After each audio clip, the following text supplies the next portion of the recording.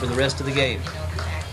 You mentioned Coach Shoup earlier. I want to tell you about Coach Schoenrock, too. Coach Rock for short, Chris Hershey, the SID. Cumberland, Birmingham-Southern has an admiration for each other that extends way back. It's going to be carried on, hopefully, throughout the years with Brian Shoup as coach and Woody Hunt as coach. And to lead off the top of the third is Chris Rock, and he takes the first pitch over at the knees for a call strike one as Ryan Haynes goes to work in the third. Pitch on his way, line drive up the middle, knocked down beautifully by the second baseman Marshall. He'll throw to first and retires Schrock and robs him of a base hit. That one looked like it was headed to center field, but going to his right and diving and making a beautiful stop was Monty Marshall, and he threw across to first baseman Matisich to retire Chris Schrock and rob him of a base hit. Didn't I tell you earlier I was very impressed with the second baseman Marshall? I don't want to talk about that. Made a heck of a play right there to retire the Dogs. One away, and we go back to the top of the order and Rick Bayless. Rick steps in, trying to get something started for the Dogs. Line drive to the first baseman this time. He'll scoop it up on 2 hops, runs to the bag, and quickly they're 2 away. Bulldogs getting some good shots in here tonight, but they're hitting them right at people right now.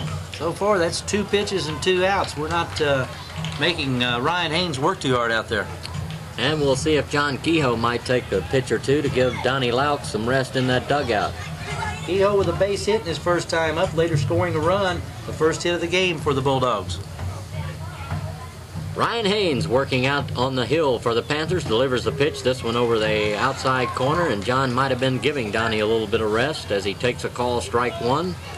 Falls behind 0-1 to Ryan Haynes, who's working in the third inning. Delivers this one inside, almost hit John. John says it caught my shirt, but the home plate umpire will have nothing to do with it, and the count goes to 1 ball, 1 strike.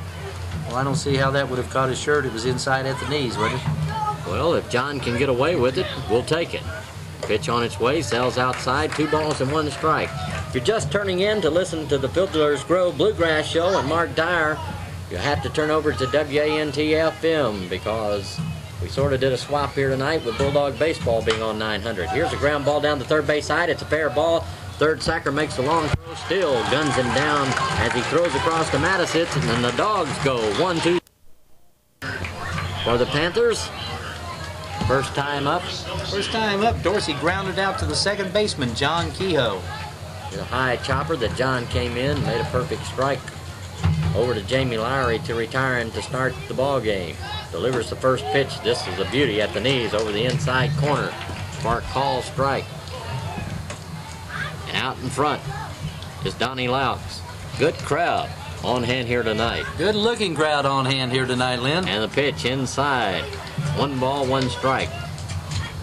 A lot of maroon and white down to the left side. And you can expect that Bellevue will bring a ton of folks here tomorrow night. They've had a good following all tournament long. It's just down the road. Curveball, outside corner, strike 2. 1 ball, 2 strikes. Lauk working from in front of Chris Dorsey, the center fielder on this Panther ball club, as we are in the bottom of the third. Lauk's into the motion. This one sails way outside. Count goes level at 2 balls and 2 strikes. Bellevue, just a small town on the outskirts of Omaha. We had the good fortune of playing in a tournament there approximately 3 years ago. I'm sure, yes, they'll put up a side. Last one to leave town, turn the lights out. Boy, oh boy. A lot of comedians. And there's a long fly ball to left field. Giving chase is Crawford. He's out in foul territory and dives for the ball, but it'll fall to the ground, and it's a long foul ball strike. And the count will be level at 2 balls and 2 strikes. Anthony Crawford putting in a good day out in left field. He's crashed into the wall and slid into the fence going after the balls. Birmingham-Southern has an enrollment of 1,700. They play out of the Southern States Conference. And as Dave Sherman told you earlier, they have defeated 3 number 1 ranked teams throughout the season. This one catches Dorsey. Actually, might have grazed him on the helmet. Trots down the first. I guess Dorsey's okay. As Laux tries to come inside on him, got it too far inside, and it nicks Dorsey, and Dorsey leads off the third as a hit batsman.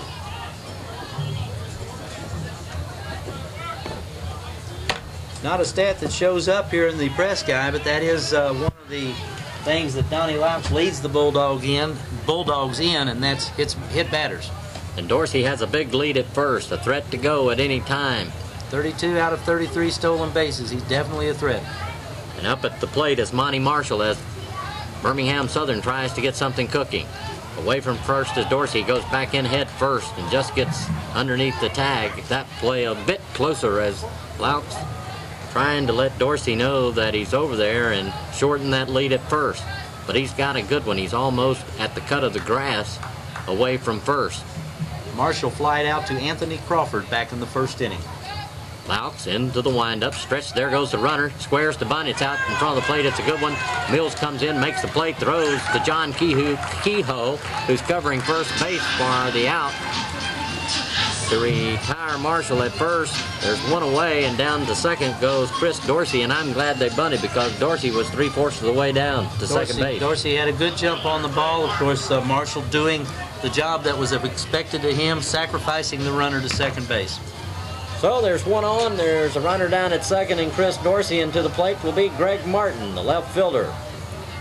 Martin drew a walk first time up. And I have Loucks with one walk and one hit batsman to go along with one strikeout. And this pitch is a call strike at the knees. Martin batting with a teammate down at second and one out. The Panthers trailing the Dogs 2-0 as we're in play in the third inning. As we told you, just a gorgeous night for baseball in Sioux City, Iowa. The pitch on its way outside, count level at 1 ball and 1 strike. And so far, the Mosquitoes have stayed away tonight. Well, if they're out tonight, they may have to bring their overcoats before we're over. As it starts to cool down as the sun begins to set in Sioux City. And Loucks into the stretch delivers the pitch. Foul to the screen. Count goes to 1 ball and 2 strikes. And waiting on deck is Andy Ford. Andy Ford, the catcher on the ball club. But first thing first, at the plate is Greg Martin. He's standing in there with a 1 ball, 2 strike count, 1 out. As Dorsey leads away from second, Loucks goes into the stretch. Schrock goes trying to run in behind him to chase him back. But there's no throw, and the count will remain at 1 ball and 2 strikes as the Panthers are batting in the bottom of the third. Out of 12 batters Donnie Loucks has faced, he's been ahead of the count on 8 of them. Little deceiving stat right there. There goes the runner to third. Throw down to third. They have nailed it. A beautiful throw there by the Bulldog catcher Steve Green as Dorsey tried to swipe third, but the Dogs would have nothing to do with it, and it was a bullet from Green to Mark Mills, and he was out, sliding in head first at third base, and now there's 2 away. Might should put Steve Green on the mound. He threw a perfect strike to Mark Mills to make that play. Dorsey tried to get a running jump and swipe third base, and you got to think that he did that on his own because he was in scoring position. I really think some of the opposing teams that we face. 2-2 pitch, sells outside, ball 3. Think they can take advantage of Donnie because of his size. He's big out on the mound. He doesn't come off the mound very fast. That's why you see a lot of teams bunting, a lot of teams trying to run on the pitcher. I don't know if Coach Shoup wanted him stealing or not. I see a couple of players loosening up, and there's a pop-up foul that'll get out of play. Loosening up is Stuart Murphy, throwing down to the right. I wouldn't be at all surprised if Murphy's not coming in for Dorsey because I don't think Coach Shoup was too thrilled that Dorsey tried to swipe third, being in scoring position with just 1 out. Usually, though, anybody that's got a 32 for 33 stolen base average, they've got a green light just about any time, I would think. Pitch on its way. Long fly ball, deep center field. Bayless on his horses at the warning track, just in front of the fence, and he'll haul it in about 398 feet away from home plate, but it's a long, noisy out, and the Dogs get out of the third as Birmingham-Southern get a hits batsman, but he's race stealing third. There were no runs, there were no hits, nobody left. We played 3. It's the Dogs 2, the Panthers of Birmingham-Southern 0. Let's take this 60-second break. I think that kid got hurt going up there.